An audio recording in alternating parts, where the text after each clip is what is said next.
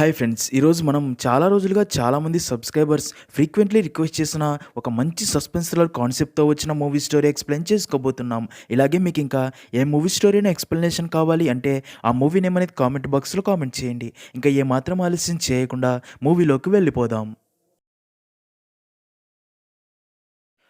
Movie start అవ్వగానే ACP నరసింహని చూపిస్తారు. అయితే నరసింహ తన ఆఫీస్లో కూర్చొని టీవీలో న్యూస్ చూస్తూ ఉండగా బంగాళాఖాతంలో ఏర్పడిన అల్పపీడనం వల్ల రాబోయే 24 గంటల్లో భారీ వర్షాలు కురిసే అవకాశం ఉందని చెప్తూ ఉంటారు. అయితే అప్పుడే బ్రేకింగ్ న్యూస్ చూపిస్తూ ఇటీవల మేఘన రేపండ్ మర్డర్ కేసులో శిక్ష పడి చర్లపల్లి జైల్లో శిక్ష అనుభవిస్తున్న వినీత్, పునీత్ అండ్ అద్విత్ అనే ఖైదీలు జైలు నుండి తప్పించుకుని పారిపోయారని చూపిస్తారు. అది చూసిన ఏసీపీ షాక్ అయ్యి వెంటనే తన టీంని పిలిచి ఆ ముగ్గురు ఖైదీలు సిటీ దాటి పారిపోవడానికి వీల్లేదు అని, సిటీ మొత్తం జల్లడ పట్టైనా సరే వారిని కనిపెట్టి పట్టుకోండి అని చెప్పి పంపుతాడు. అలా పోలీస్ టీం సిటీ మొత్తం అంత వర్షంలో కూడా వారి కోసం వెతుకుతూ ఉంటారు. మరో పక్క ఆ ముగ్గురు ఖైదీలు పోలీసులకి దొరకకుండా పరిగెడుతూ చివరికి అలా ఒక ఇంటి గోడ దూకి లోపలికి వెళ్తారు. ఇక్కడే మనకి మూవీలో మెయిన్ క్యారెక్టర్ అయిన ఇషారబ్బాయాస్ విద్యాని చూపిస్తారు. అయితే విద్య తన ఇంట్లో ఒంటరిగా ఉండి బయట ఫుల్గా వర్షం పడుతూ ఉండడంతో ఎవరికో కాల్ చేయగా కాల్ కనెక్ట్ అవ్వకపోవడంతో కొంచెం టెన్షన్ పడుతుంది.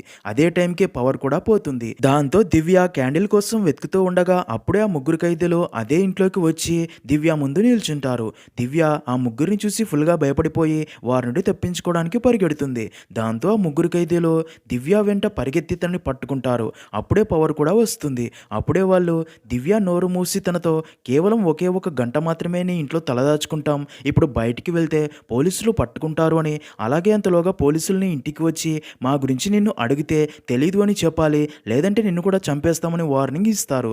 దాంతో దివ్య వారికి భయపడి సైలెంట్గా ఉండిపోతుంది. అయితే అదే టైంకే ఆ ఇంటి కాలింగ్ బెల్ ఎవరో కొడుతూ ఉండడంతో ఆ ముగ్గురు కూడా వచ్చింది పోలీసులై ఉంటారు అనుకుని మేము చెప్పినట్లు చెయ్యి, మా గురించి చెప్పకు అని ముగ్గురు పైరూంలో దాక్కోవడానికి వెళ్తారు.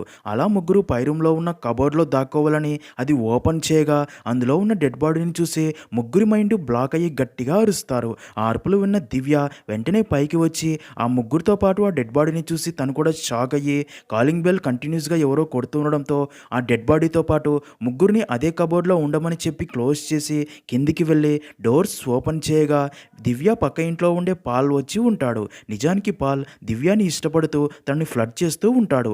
అయితే దివ్య తనతో మాట్లాడి అక్కడి నుంచి పంపి తిరిగి పై రూమ్లోకి వచ్చి కబోర్డ్ ఓపెన్ చేయగా ఆ ముగ్గురు విద్యాని నువ్వు నీ భర్త ఆఫీస్కి వెళ్ళావని చెప్పావు కదా, మరి ఇతనెవరు, తనని ఎవరు చంపారని అడగ్గా దానికి దివ్య అదిరిపోయే ట్విస్ట్ ఒకటి రివీల్ చేస్తుంది. అదేంటంటే ఇతనే నా భర్తని నేనే చంపా అని చెప్తుంది.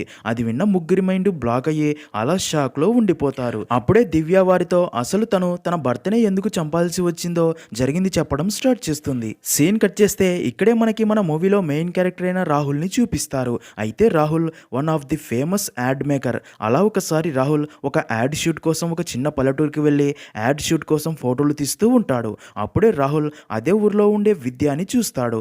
అలా రాహుల్ విద్యాని మొదటిసారి చూడగానే తనకి బాగా నచ్చడంతో తనని ఇష్టపడతాడు. అందుకే విద్యాని కూడా తనకి తెలియకుండా ఫొటోస్ తీస్తాడు. ఇంకా ఇక్కడే మనకి విద్య గురించి చూపిస్తారు. విద్యా పేరెంట్స్ తన చిన్నతనంలోనే చనిపోవడంతో విద్య చిన్నప్పటి నుంచి అనాథాశ్రమంలోనే పెరిగి ఇప్పుడు అదే అనాథాశ్రమంలో ఉండే పిల్లల్ని చూసుకుంటూ ఉంటుంది. నెక్స్ట్ సీన్లో మరుసటి రోజు రాహుల్ అదే అనాథాశ్రమానికి వచ్చి విద్య గురించి అంతా తెలుసుకుని అక్కడ ఉండే పిల్లల కోసం తనే స్వయంగా బిర్యానీ చేసి పెడతాడు. అప్పుడే అక్కడికి వచ్చిన విద్య రాహుల్ని చూసి ఎవరు మీరని అడగ్గా రాహుల్ తన గురించి ఏమీ చెప్పకుండా విద్యకి ఐ లవ్ యూ అని చెప్తాడు. కానీ విద్య తనని పట్టించుకోదు. అలా రాహుల్ ఆ రోజు మొత్తం విద్య వెంట తిరుగుతూ ఐ లవ్ యూ అని చెప్తూనే ఉంటాడు. కానీ విద్య నుంచి ఎలాంటి రెస్పాన్స్ ఉండదు. అదే టైంకి అక్కడికి రాహుల్ టీం వచ్చి రాహుల్ మేనేజర్ దాస్ విద్యతో అసలు రాహుల్ ఎవరు, ఎంత ఫేమస్ అనేది అంతా చెప్తాడు. అది విన్న విద్య కూడా కొంచెం షాక్ అవుతుంది. అప్పుడే రాహుల్ మళ్ళీ విద్యకి ప్రపోజ్ చేసి నీకు నేను ఇష్టమైతే మనం పెళ్లి చేసుకుందాం అంటాడు. విద్యకి కూడా రాహుల్ సింప్లిసిటీ నచ్చి అలా ఇద్దరి పెళ్లి చాలా గ్రాండ్గా జరుగుతుంది. అలా రాహుల్ అండ్ విద్యకి పెళ్ళయ్యాక కొన్ని రోజుల దాకా ఇద్దరు చాలా హ్యాపీగా ఉంటారు. ఇలా ఉండగా ఒక రోజు అర్ధరాత్రి సమయంలో దివ్య ఫుల్గా నిద్రలో ఉండగా సడన్గా మెలకువ వస్తుంది. దాంతో దివ్య కళ్ళు తెరిచి చూడగా తన పక్కన రాహుల్ ఉండడు. దాంతో అలా రాహుల్ కోసం రూమ్ బయటికి రాగా అప్పుడే దివ్యకి ఒక రూమ్ నుంచి ఇంటిమేట్ అయ్యేటప్పుడు వచ్చే సౌండ్స్ వినిపించడంతో ఆ రూమ్లోకి వెళ్ళి అక్కడి దృశ్యం చూసి కొంచెం షాక్ అవుతుంది. ఎందుకంటే ఆ రూమ్లో రాహుల్ తను అండ్ దివ్యాల ఫస్ట్ నైట్ రోజు వీడియో రికార్డ్ చేసి ఆ వీడియో బిగ్ స్క్రీన్లో చూస్తూ ఎంజాయ్ చేస్తూ ఉంటాడు. అలా రాహుల్ దివ్యాని చూసి తనని కూడా తన పక్కన కూర్చొని ఆ వీడియో చూడమని, చూడు మన స్వీట్ మెమరీస్ ఎలా రికార్డ్ చేశా అంటాడు. అయితే అదంతా చూస్తున్న దివ్యాకి మాత్రం చాలా కోపం వచ్చి, అసలు నీకు మైండ్ ఉందా రాహుల్, ఇవి మన పర్సనల్ మూమెంట్స్ అని, అలాంటి వాటిని నువ్వు కెమెరాలో ఎలా రికార్డ్ చేసావని సీరియస్ అవుతుంది. దానికి రాహుల్ చాలా కూల్గా, మనం మొదటిసారి కలయికని నేను ఎప్పటికీ మర్చిపోవద్దు అని ఇలా రికార్డ్ చేసి పెట్టుకున్నా, నువ్వేం టెన్షన్ పడకు, ఈ వీడియో నా దగ్గర మాత్రమే ఉంటుంది అని నచ్చజెప్పినా సరే దివ్యాకి మాత్రం రాహుల్ చేసిన పని ఏమాత్రం నచ్చక తన మీద కోపంగా ఉండి తనతో మాట్లాడదు. దాంతో దివ్య బాధని అర్థం చేసుకున్న రాహుల్ తనకి సారీ చెప్పి తన ముందే వీడియో డిలీట్ చేసి ఇంకోసారి ఇలా చెయ్యను అంటాడు. అలాగే దివ్యతో, నిజానికి ఈ కెమెరా నా మూడవ కన్ను లాంటిది, చిన్నప్పటి నుంచి ఈ కెమెరా చూస్తూనే పెరిగా, అందుకే నేను ప్రతి విషయాన్ని కెమెరా యాంగిల్లోనే చూస్తా, అందుకే ఇలా చేశా, కెమెరా అంటే అంత పిచ్చి నాకు అని అర్థమయ్యేలా చెప్పడంతో దివ్య రాహుల్ని అర్థం చేసుకుని తన సారీ యాక్సెప్ట్ చేయడంతో రాహుల్ చాలా హ్యాపీగా ఫీల్ అయ్యి దివ్యాని లంచ్ కోసం ఒక పెద్ద రెస్టారెంట్కి తీసుకుని వెళ్తాడు. అలా ఇద్దరు లంచ్ చేస్తూ ఉండగా అదే టైంకే అక్కడికి దివ్య కాలేజ్లో బెస్ట్ ఫ్రెండ్ అయిన గణేష్ వచ్చి దివ్యాని చూసి తనతో చాలా క్లోజ్గా మాట్లాడుతూ ఇప్పుడు తను సివిల్స్కి ప్రిపేర్ అవుతున్నా అని చెప్తాడు. అయితే అదంతా చూస్తున్న రాహుల్కి తన ముందే గణేష్ దివ్యతో చాలా క్లోజ్గా ఉండడం చూసి కోపంతో గణేష్ మీద సీరియస్ అవుతాడు. దాంతో గణేష్ వారిని అర్థం చేసుకుని వారిని డిస్టర్బ్ చేసినందుకు సారీ చెప్పి అక్కడి నుంచి వెళ్ళిపోతాడు. దాంతో రాహుల్ చేసిన పనికి దివ్యకి కూడా చాలా కోపం వస్తుంది. కానీ గణేష్ ఎలాంటి వాడో రాహుల్కి తెలియాలి అని గణేష్కి తన చిన్నతనంలోనే అమ్మ చనిపోయింది, కాలేజ్లో తనకి నేనే సపోర్ట్గా ఉండేదాన్ని, దాంతో నన్ను అమ్మలా అనుకునేవాడు అని చెప్తుంది. అయితే అంత చెప్పినా కానీ రాహుల్ దివ్య మాట నమ్మడు. దాంతో దివ్య లంచ్ తినకుండానే కోపంతో అక్కడి నుంచి వెళ్ళిపోతుంది. సీన్ కట్ చేస్తే ఒకరోజు దాస్ తన కూతురిని తీసుకుని రాహుల్ ఇంటికి రాగా అక్కడే ఉన్న దివ్య దాస్ కూతురు గుండు చేయించుకొని ఉండడం చూసి తిరుపతికి వెళ్ళావా అని అడగ్గా దానికి దాస్, కాదు మేడం, తనకి క్యాన్సర్ అని, కీమోథెరపీ ట్రీట్మెంట్ కోసం జుట్టు తీసేశారు అని, తన ట్రీట్మెంట్ కోసం ఇంకా చాలా డబ్బు ఖర్చు అయ్యేలా ఉంది అని చెప్తాడు. అప్పుడే అక్కడికి రాహుల్ రాగా దాస్ తన ఆఫీస్ వర్క్లో బిజీ అయిపోతాడు. రాహుల్కి తన నెక్స్ట్ యాడ్ షూట్ కోసం కొంతమంది మోడల్స్ ఫొటోస్ ఇస్తాడు. అయితే రాహుల్ ఆ మోడల్స్ ఫొటోస్ని దివ్యకి చూపించి అందులో ఒక మంచి మోడల్ని సెలెక్ట్ చెయ్యి అని చెప్పడంతో దివ్య ఆ ఫొటోస్ చూస్తుంది. అందులో నుండి ఒక అమ్మాయి ఫోటో సెలెక్ట్ చేసి ఇస్తుంది. ఇంకా అప్పుడే దాస్ రాహుల్తో తన కూతురి క్యాన్సర్ ట్రీట్మెంట్ గురించి చెప్పి 25 లక్షలు కావాలి అని, తర్వాత తిరిగి ఇచ్చేస్తా అని అడుగుతాడు. కానీ రాహుల్ తన మాటలు పట్టించుకోడు. దాంతో దాస్ పదే పదే అదే విషయం చెప్తూ ఉండడంతో రాహుల్కి చాలా కోపం వచ్చి, నువ్వు నా దగ్గర ఫ్రీగా పనిచేస్తున్నావా, నెల నెల జీతం తీసుకుంటున్నావుగా, ఆ డబ్బుతో ట్రీట్మెంట్ చేయించుకో, అయినా నేను ఎందుకు ఇవ్వాలి, నువ్వు ఎంత ట్రీట్మెంట్ చేయించినా సరే నీ కూతురు చనిపోతే ఆ డబ్బంతా వేస్టే కదా, అందుకే ఇంకా తనకి ట్రీట్మెంట్ ఆపే, ఆ డబ్బైనా మిగిలిపోతుంది అంటాడు. దాంతో అది విన్న దాస్ చాలా బాధపడతాడు. నెక్స్ట్ సీన్లో అలా కాసేపటికి రాహుల్ దాస్కి 10 లక్షలకి చెక్ రాయమని చెప్పగా దాస్ అదే బాధలో ఉండి వర్డ్స్లో మాత్రం 10 lakhs అని రాసి నంబర్స్లో మాత్రం ₹1,00,00,000 అని రాస్తాడు. అది గమనించిన రాహుల్ దాస్ని తన కూతురు ముందే కొట్టడంతో దాస్ చాలా బాధపడుతూ అక్కడ నుండి తన కూతురిని తీసుకుని వెళ్ళిపోతాడు. అదంతా చూసిన దివ్య కోపంతో రాహుల్ దగ్గరికి వచ్చి, ఆ రోజు మీరు అనాథాశ్రమానికి వచ్చి ₹1,00,00,000 అక్కడ అనాథ పిల్లల కోసం డొనేట్ చేశారు కదా, మరి ఈరోజు మీ దగ్గర పనిచేసే వ్యక్తి కూతురు కోసం తనకి డబ్బు ఎందుకు ఇవ్వట్లేదని అడగ్గా దానికి రాహుల్ నవ్వి, ఆ డబ్బు నేను ఆ రోజు ఆ అనాథ పిల్లల కోసం కాదు, నిన్ను ఇంప్రెస్ చేయడానికి డొనేట్ చేశా అంటాడు. దాంతో అది విన్న దివ్య కొంచెం షాక్ అవుతుంది. సీన్ కట్ చేస్తే అలా ఒక రోజు దివ్య తను ప్రెగ్నెంట్ అని తెలియడంతో అదే విషయం రాహుల్కి చెప్పగా రాహుల్ కూడా చాలా హ్యాపీగా ఫీల్ అవుతాడు. తర్వాత డాక్టర్ చెకప్ కోసం రాహుల్ దివ్యాని డాక్టర్ దగ్గరికి తీసుకెళ్లగా దివ్యాని చెక్ చేసిన డాక్టర్ వారితో దివ్యాకి వచ్చింది నార్మల్ ప్రెగ్నెన్సీ కాదు అని, ట్యూబల్ ప్రెగ్నెన్సీ అని, మామూలుగా నార్మల్ ప్రెగ్నెన్సీలో ఫ్యూటస్ యుటెరస్లో ఫామ్ అవుతుంది, కానీ కొన్ని సందర్భాల్లో ఫిలోపియన్ అనే ట్యూబ్లో ఫామ్ అయ్యే ఛాన్స్ ఉంది, నీ విషయంలో అదే జరిగింది, ఇది నీ ప్రాణానికే ప్రమాదం, అందుకే వెంటనే అబార్షన్ చేయించుకో అని చెప్తుంది. అది విన్న దివ్య చాలా బాధపడుతుంది. రాహుల్ తనని ఓదారుస్తాడు. అలా డాక్టర్ దివ్యాకి అబార్షన్ చేస్తుంది. తర్వాత రాహుల్ దివ్యాని సాయంత్రం దాకా హాస్పిటల్లోనే రెస్ట్ తీసుకోమని చెప్పి తను ఆఫీస్కి తమ బాస్ని కలిసేందుకు వెళ్తాడు. నెక్స్ట్ సీన్‌లో అలా దివ్య హాస్పిటల్‌లో పనిచేసే నర్స్‌తో మాట్లాడుతూ ఉండగా దివ్యకి ఒక మైండ్ బ్లాక్ అయ్యే విషయం ఒకటి తెలుస్తుంది. అదేంటంటే నిజానికి డాక్టర్ దివ్యకి అబార్షన్ కాదు చేసింది. విద్యకి ఇంకా పిల్లలు పుట్టకుండా గర్భాశయం తీసేసి ఉంటుంది. నిజానికి ఇలా చేయమని డాక్టర్‌కి రాహులే చెప్పి ఉంటాడు.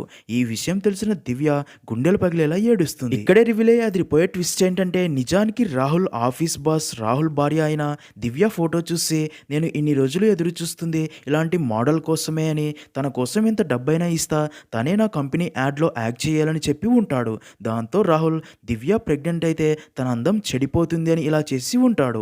మూవీ స్టోరీ ప్రజెంట్లో అదంతా విన్న ముగ్గురు ఖైదీలు దివ్యతో నీ భర్త మనిషి కాదు రాక్షసుడు, అలాంటి వాడిని నువ్వు చంపడంలో తప్పే లేదు అంటారు. ఇంకా మూవీ ఫ్లాష్ బ్యాక్లో అదే రోజు సాయంత్రం రాహుల్ ఆఫీస్ నుండి ఇంటికి రాగానే దివ్య రాహుల్ని కొట్టి నువ్వు ఎందుకు ఇలా చేసావనగా దానికి రాహుల్ నువ్వు ఒక్కసారి అమ్మ అయితే నీ అందం చెడిపోతుంది, అందుకే నీ అందం వేస్ట్ చేయడం ఇష్టం లేక ఇలా చేసా, అయినా ఇప్పటి నుంచి నువ్వు ఎక్కడికి వెళ్ళాలన్నా సరే వెళ్ళు, కానీ వెళ్లే ముందు నాకు నువ్వు ఒక న్యూడ్ ఫోటోషూట్ ఇచ్చి వెళ్ళు అంటాడు. అది విన్న దివ్యకి మరింత కోపం వచ్చి రాహుల్ని కొట్టి నీ మీద పోలీస్ కంప్లైంట్ ఇస్తా అని చెప్పి ఏడుస్తుంది.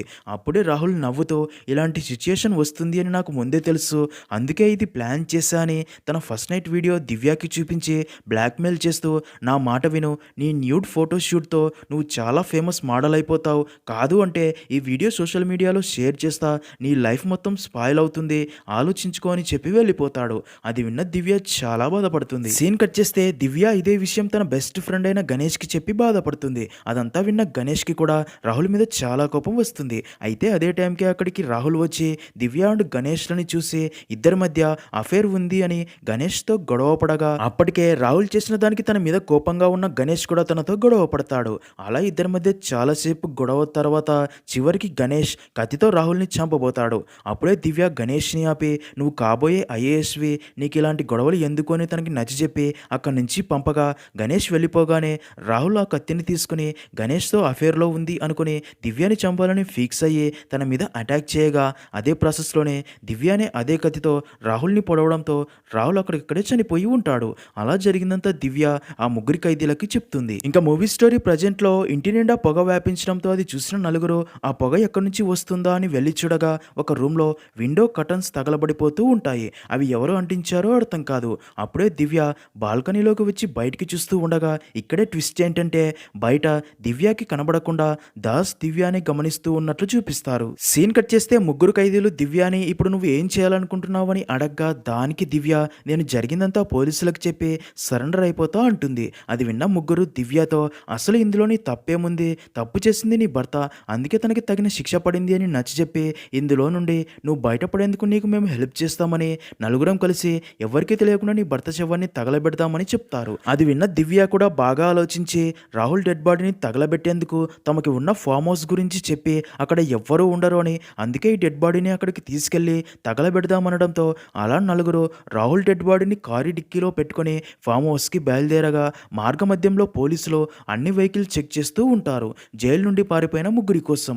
అది చూసిన దివ్య కారు వెనక్కి తిప్పాలి అని చూడగా తన కారు వెనక చాలా కార్లు వచ్చి ఆగుతాయి. దాంతో దివ్య ఒక ప్లాన్ ఆలోచించి అక్కడి పోలీస్ దగ్గరికి వెళ్ళి మా రిలేటివ్స్ హాస్పిటల్లో క్రిటికల్ కండిషన్లో ఉన్నారు, అందుకే తనకి బ్లడ్ ఇవ్వడానికి వెళ్తున్నా అని చెప్పడంతో పోలీస్ ఆఫీసర్ దివ్య మాటలు నమ్మి తన డీటెయిల్స్ తీసుకుని దివ్య కార్ని చెక్ చేయకుండా పంపించేస్తాడు. నెక్స్ట్ సీన్లో అలా నలుగురు ఫామ్ హౌస్ దగ్గరికి చేరుకొని రాహుల్ డెడ్ బాడీని తగలబెట్టేస్తారు. తగలబడిపోతున్న తన భర్త శవాన్ని చూసి దివ్య నా భర్త చనిపోయాడని బాధపడాలా లేక ఇలాంటి సైకో భర్త చనిపోయినందుకు హ్యాపీగా ఫీల్ అవ్వాలో అర్థం కాదు. తర్వాత ఆ ముగ్గురు ఖైదీలు దివ్యాని కారులో తన ఇంటికి పంపి వాళ్ళు కూడా అక్కడి నుంచి తమ దారిలో వెళ్ళిపోతారు. సీన్ కట్ చేస్తే అలా మరుసటి రోజు ఉదయం దివ్యకి రాహుల్ ఫోన్ నుండి కాల్ రావడంతో అది చూసిన దివ్య కొంచెం భయపడి కాల్ లిఫ్ట్ చేయదు. అలా కాసేపటికే దివ్యకి ఒక అన్నోన్ నెంబర్ నుండి ఒక వ్యక్తి కాల్ చేసి నేను రాత్రి నువ్వు ఏం చేశావో నేను అంతా చూశాను, కారు డిక్కీలో శవం, ఫామ్ హౌస్ అంతా నాకు తెలుసు, నా నుండి నువ్వు తప్పించుకోలేవు, ఈ విషయం నేను ఎవరికీ చెప్పకూడదు అంటే ఇప్పటి నుంచి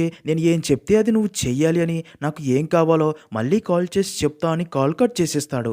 అదే టైంకే ఎవరో ఇంటి కాలింగ్ బెల్ కొట్టడంతో దివ్య వెళ్ళి డోర్ ఓపెన్ చేయగా దాస్ రాహుల్ ఫోన్ దివ్యకి ఇచ్చి ఇది నిన్న రాహుల్ సార్ ఆఫీస్లో మర్చిపోయి వచ్చేసారు, అది చెప్పడానికి నేను రాహుల్ సార్ ఫోన్ నుండి మీకు ఫోన్ చేశాను కానీ మీరు ఫోన్ లిఫ్ట్ చేయలేదు అని చెప్పి తన ఫోన్ ఇచ్చి వెళ్ళిపోతాడు. అలా దాస్ అక్కడి నుంచి వెళ్ళిపోగానే దివ్యకి ఆ వ్యక్తి వ్యక్తి మళ్ళీ ఫోన్ చేసి నేను నీ విషయం ఎవరికీ చెప్పకూడదు అంటే 25,00,000 నేను చెప్పిన చోటుకి తీసుకురావాలి అని చెప్తాడు. అదంతా చూస్తున్న దివ్యకి దాస్‌కి తన కూతురి ట్రీట్మెంట్‌కి 25,00,000 కావాలి అన్నాడు అని ఒకవేళ తనని బ్లాక్‌మెయిల్ చేస్తుంది దాసే అయి ఉండవచ్చు అని అనుమానం వస్తుంది. నెక్స్ట్ సీన్‌లో అలా దివ్య 25,00,000 డబ్బు తీసుకుని ఆ వ్యక్తి చెప్పిన ప్లేస్‌కి బయలుదేరగా ఇక్కడే ట్విస్ట్ ఏంటంటే దివ్య కారుని ఫాలో అవుతూ దాస్ కూడా కారులో వెళ్తాడు. అలా దివ్య చివరికి డబ్బు బ్యాగ్ తీసుకుని ఆ వ్యక్తి చెప్పిన చోటుకి వెళ్ళగా అక్కడికి ఒక మాస్క్ వ్యక్తి వచ్చి దివ్య దగ్గర డబ్బు బ్యాగ్ తీసుకుని అక్కడి నుంచి వెళ్ళాలి అనుకోగా దివ్య తన ఫేస్ చూడాలని ట్రై చేస్తుంది. అయితే ఆ వ్యక్తి దివ్యాని తోసేసి అక్కడి నుంచి వెళ్ళబోగా అప్పుడే అక్కడికి పోలీస్ టీం వచ్చి ఆ మాస్క్ వ్యక్తిని పట్టుకొని తన మాస్క్ తీసేసి చూస్తారు. ఇక్కడే రివీల్ అయ్యే అది పోయే ట్విస్ట్ ఏంటి అంటే ఆ వ్యక్తి ఎవరో కాదు, ఇన్స్పెక్టర్ రంజన్. అలా రంజన్ని ఏసీపీ నరసింహ దగ్గరికి తీసుకెళ్లగా నరసింహ రంజన్ని అసలు నువ్వు ఇదంతా ఎందుకు చేశావని అడగ్గా రంజన్ జరిగింది చెప్పడం స్టార్ట్ చేస్తాడు. నిజానికి ఆ రోజు రాత్రి దివ్య రాహుల్ డెడ్ బాడీని కారు డిక్కీలో పెట్టుకుని తీసుకెళ్తూ ఉండగా చెక్ పోస్ట్ దగ్గరే ఉన్న రంజన్ దివ్య కారు డిక్కీ నుంచి రక్తం కారుతూ ఉండడం గమనించి డౌట్ వచ్చి దివ్య కారునే ఫాలో అవుతూ వెళ్తాడు. అయితే అలా దివ్య కారునే ఫాలో అవుతూ వెళ్ళి ఒక ప్లేస్లో దివ్య కారుని మిస్ అయ్యి ఆ రూట్ అంతా చెక్ చేస్తూ ఉండగా అలా కాసేపటికే దివ్య కారు ఒక ఫామ్ హౌస్ నుండి బయటికి రావడం గమనించి ఆ ఫామ్ హౌస్లోకి వెళ్ళి చూడగా అక్కడ ఒక డెడ్ బాడీ తగలబడడం చూస్తాడు. కానీ అది ఎవరిదో తెలీదు. దాంతో ప్లాన్ ప్రకారం చెక్ పోస్ట్ దగ్గర దివ్య ఇచ్చిన డీటెయిల్స్ తీసుకుని దివ్యకి ఫోన్ చేసి బ్లాక్మెయిల్ చేసి ఉంటాడు. నిజానికి ఏసీపీకి రంజన్ బిహేవియర్ మీద కొంచెం డౌట్ వచ్చి తన టీంతో రంజన్ని ఫాలో అవ్వమని చెప్పి ఇలా పట్టుకుని ఉంటాడు. పోలీస్ ఆఫీసర్ అయ్యుండి తప్పు చేసినందుకు ఏసీపీ రంజన్ని సస్పెండ్ చేస్తాడు. సీన్ కట్ చేస్తే ఏసీపీ దివ్యాని కలిసి ఆ డెడ్ బాడీ గురించి అడగ్గా దివ్య జరిగిందంతా ఏసీపీకి చెప్తుంది. నా భర్తని నేనే చంపేశాను అని. అదంతా విన్న ఏసీపీ రాహుల్ డెడ్ బాడీ తగలబెట్టిన ప్లేస్కి ఫోరెన్సిక్ టీంని పంపి అలాగే రాహుల్ని పొడిచి చంపిన కత్తిని కనిపెడతారు. అప్పుడే దివ్యకి గణేష్ ఫోన్ చేయగా అది చూసిన ఏసీపీ ఎవరు తను అని అడగ్గా దానికి దివ్య తను నా బెస్ట్ ఫ్రెండ్ గణేష్ అని చెప్పడంతో ఏసీపీ గణేష్ని కూడా ఎంక్వైరీ చేయడానికి అక్కడికి పిలిపిస్తాడు. ఏసీపీ గణేష్తో దివ్య తన భర్తని తానే చంపింది అని చెప్తాడు. అది విన్న గణేష్ షాక్ అయ్యి దివ్య అలా చెయ్యదు, నేను ఇది నమ్మను అని దివ్య దగ్గరికి వచ్చి అదే విషయం అడుగుతాడు. నిజం చెప్పు దివ్య, ఇలా నువ్వు ఎప్పటికీ చేయలేవు, రాహుల్ని చంపింది ఎవరు అని పదే పదే అడగ్గా దానికి దివ్య నాకు తెలుసు గణేష్, రాహుల్ని చంపింది నువ్వే అని ఆ రోజు నువ్వు మా ఇంటి గోడ దూకి పారిపోవడం నేను చూశాను అంటుంది. అది విన్న గణేష్ షాక్ అయ్యి ఏం మాట్లాడుతున్నావు దివ్య, ఆ రోజు నువ్వు నన్ను అక్కడి నుంచి వెళ్ళిపోమని చెప్పినప్పుడే వెళ్ళిపోయా, మళ్ళీ నేను అక్కడికి రాలేదు అంటాడు. అది విన్న దివ్య ఫీజులు ఒక్కసారిగా ఎగిరిపోతాయి. ఇక్కడే రివీల్ అయ్యే అదిరిపోయే ట్విస్ట్ ఏంటంటే నిజానికి దివ్య రాహుల్ని చంపి ఉండదు. గణేష్ రాహుల్ని చంపాడు అనుకుని మరికొన్ని రోజుల్లో ఐఏఎస్ కావాల్సిన గణేష్ ఈ హత్య చేశాడని అందరికీ తెలిస్తే తన ఫ్యూచర్ నాశనం అవుతుంది అని ఆలోచించి తనని కాపాడేందుకు రాహుల్ని తనే చంపినట్లు అందరికీ చెప్తుంది. అలా ఇద్దరికి రాహుల్ని తాము చంపలేదు అని తెలిసి అయితే రాహుల్ని మరి ఎవరు చంపారు అని ఆలోచనల్లో పడతారు. అయితే అదంతా చాటుగా ఉండి విన్న ఏసీపీ వారి దగ్గరికి రాగా దివ్య అసలు విషయం ఏసీపీకి చెప్తుంది. అది విన్న ఏసీపీ అసలు ఆ రోజు గణేష్ వెళ్ళిపోయాక ఏం జరిగింది చెప్పు అని అడగ్గా దివ్య జరిగింది చెప్పడం స్టార్ట్ చేస్తుంది. ఆ రోజు రాత్రి రాహుల్ దివ్యాని చంపాలని కత్తి తీసుకుని దివ్యపై అటాక్ చేయబోగా దివ్య చాలా కష్టపడి రాహుల్ నుండి తప్పించుకుని ఒక రూమ్లోకి వెళ్ళి డోర్స్ క్లోజ్ చేసుకుంటుంది. అయితే రాహుల్ గట్టిగా అరుస్తూ దివ్యాని ఎంత పిలిచినా బయటికి రాకపోవడంతో రూమ్ బయట లాక్ వేస్తాడు. అలా కాసేపటికే రాహుల్ అరుపులు సౌండ్స్ ఏమీ వినిపించకుండా సైలెంట్ అయిపోవడంతో దివ్య ఇంటి వెనక నుంచి ఇంట్లోకి వచ్చి చూడగా అప్పటికే రాహుల్ని ఎవరో చంపేసి ఉంటారు. రాహుల్ డెడ్ బాడీని చూసి దివ్య షాక్ అవుతుంది. అలా జరిగిందంతా చెప్పగా అదంతా విన్న ఏసీపీ ఆ కత్తి మీద ఉన్న ఫింగర్ ప్రింట్స్ చెక్ చేయించగా ఆ కత్తి మీద ఉన్న ఫింగర్ ప్రింట్స్ దివ్యవి కావు గణేష్వి కావు అని తెలుస్తుంది. దాంతో ఏసీపీ దివ్యతో ఆ రోజు రాహుల్ అండ్ గణేష్ గొడవ పడేటప్పుడు అక్కడ మీ ముగ్గురు కాకుండా ఇంకా ఎవరైనా ఉన్నారా అని అడగ్గా దానికి దివ్య దాస్ ఉన్నాడు అని, ఆ గొడవ తర్వాత దాస్ అక్కడ కనిపించలేదు అని చెప్పడంతో ఏసీపీ దాస్కి ఫోన్ చేయమనగా దివ్య దాస్కి ఫోన్ చేస్తుంది. అయితే దాస్ ఫోన్ వర్క్ చేయదు. దివ్య చెప్పిందంతా విన్న ఏసీపీకి దాసే డబ్బు కోసం రాహుల్ని చంపి ఉంటాడని ఫిక్స్ అయ్యి గణేష్ అండ్ దివ్యాని వదిలేస్తాడు. నెక్స్ట్ సీన్లో అలా ఇంటికి వచ్చిన దివ్య రాహుల్ ఫోన్కి వచ్చిన కొన్ని మెసేజెస్ చూసి కొంచెం షాక్ అయ్యి తన ల్యాప్టాప్ ఓపెన్ చేసి ఏదో చెక్ చేసి తనకి ఏదో విషయం గురించి క్లారిటీ రావడంతో అదే విషయం చెప్పడానికి ఏసీపీ ఇంటికి వెళ్తుంది. అయితే ఇక్కడే ట్విస్ట్ ఏంటంటే అదే ఏసీపీ ఇంట్లో ఆ ముగ్గురు ఖైదీలు ఉంటారు. దివ్య వారిని చూసి షాక్ అవుతుంది. నిజానికి దివ్య రాహుల్ ఫోన్లో ఏసీపీ నెంబర్ చూస్తుంది. అలాగే ఏసీపీ రాహుల్కి మేఘనా కేసులోని ఆ ముగ్గురు క్రిమినల్స్ జైలు నుంచి తప్పించుకున్నారు అని, నువ్వు జాగ్రత్త అని మెసేజ్ పంపి ఉంటాడు. ఇంకా దివ్య ఆ రోజు ఆ మోడల్స్ ఫోటోలో మేఘన ఫోటోని సెలెక్ట్ చేసి రాహుల్‌కి ఇచ్చి ఉంటుంది. అయితే అలా 2 రోజుల తర్వాతే మేఘన చనిపోయిందని దివ్యకి తెలుస్తుంది. అందుకే ఇప్పుడు అదే విషయం చెప్పాలని ఏసీపీ ఇంటికి రాగా ఇక్కడ ముగ్గురు ఖైదీలు ఉంటారు. దివ్య వారిని చూసి నిజం చెప్పండి, రాహుల్‌కి ఏసీపీకి లింక్ ఏంటి? మేఘనకు మీకు లింక్ ఏంటని అడగ్గా ఆ ముగ్గురు ఖైదీలు జరిగింది చెప్పడం స్టార్ట్ చేస్తారు. నిజానికి Advith, Puneeth and Vineeth best friends. Job కోసం హైదరాబాద్ వచ్చి ఒకే రూమ్‌లో ఉంటారు. ఇలా ఉండగా పునీత్‌కి మేఘనతో పరిచయం అయ్యి ఇద్దరు ఒకరికొకరు నచ్చడంతో ప్రేమించుకుంటారు. అలా ఒకరోజు పునీత్ మేఘనని తన ఫ్రెండ్స్‌కి పరిచయం చేయగా వాళ్ళు మేఘనని తమ సొంత చెల్లెల్లా ప్రేమగా చూసుకుంటూ నలుగురు కలిసి హ్యాపీగా ఉంటారు. అయితే మేఘనకి మోడల్ కావాలని ఇష్టం ఉండడంతో ఒకరోజు యాడ్ షూట్ కోసం అమ్మాయిలు కావాలని యాడ్ చూసిన పునీత్ మేఘనని తీసుకుని తన ఫ్రెండ్స్‌తో పాటు రాహుల్ ఆఫీస్‌కి వెళ్ళి దాస్‌ని కలుస్తారు. అలా దాస్‌కి మేఘన ఫోటో ఇచ్చి వెళ్ళగా తర్వాత దివ్య అలా వచ్చిన అమ్మాయిల ఫొటోస్ నుండి మేఘన ఫోటో చూసి సెలెక్ట్ చేయడంతో రాహుల్ తర్వాత రోజు మేఘనాని యాడ్ షూట్ కోసం ఆఫీస్‌కి రమ్మంటాడు. దాంతో ముగ్గురు మేఘనాని రాహుల్ ఆఫీస్ దగ్గరికి తీసుకెళ్తారు.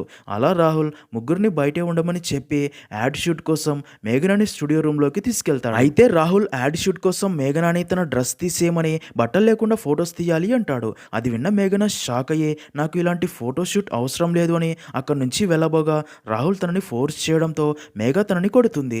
దాంతో రాహుల్లో ఉన్న సైకో బయటకు వచ్చి మేఘనాని దారుణంగా కొడుతూ గొంతు మీద కాలుతో నొక్కి చంపాలి అని చూడగా మేఘన గట్టిగా కేకలు వేస్తుంది. ఆ అరుపులు విన్న అద్విత్, పునీత్ అండ్ వినీత్ లోపల జరిగేది చూసి షాక్ అయ్యి డోర్స్ పగలగొట్టుకొని లోపలికి వచ్చేలోగా మేఘన చనిపోయి ఉంటుంది.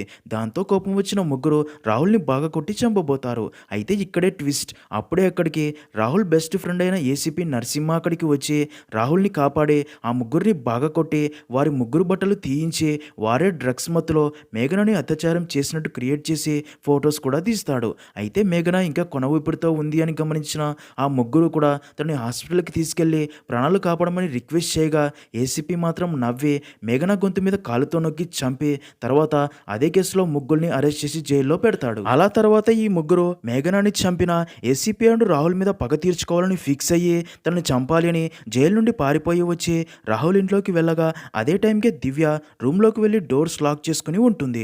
అప్పుడే ముగ్గురు కలిసి రాహుల్ని చంపి అక్కడి నుంచి వెళ్ళాలని ఇంటి బయటికి రాగా అప్పుడే అటుగా వారిని వెతుకుతున్న పోలీస్ జీప్ రావడంతో మళ్ళీ రాహుల్ ఇంట్లోకి వెళ్తారు.